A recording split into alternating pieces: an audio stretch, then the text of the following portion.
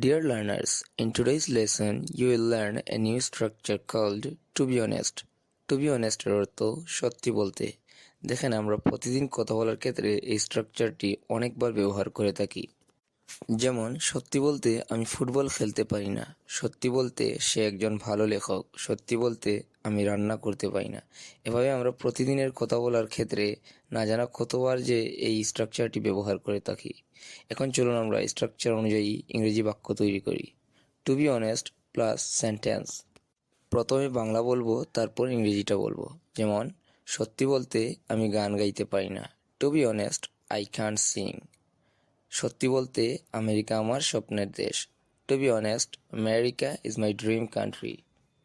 সত্যি বলতে আমি ফুটবল খেলতে পারি না। To be honest I can't play football. সত্যি বলতে সে একজন ভালো লেখক।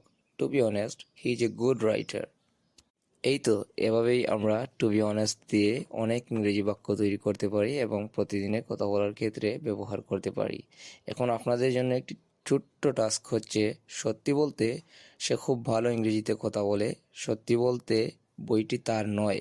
এই দুইটি বাক্যের ইংরেজি কী হবে তা আপনারা কমেন্ট সেকশনে লিখে যান। See you in the next video. Till then, take care and thanks for watching.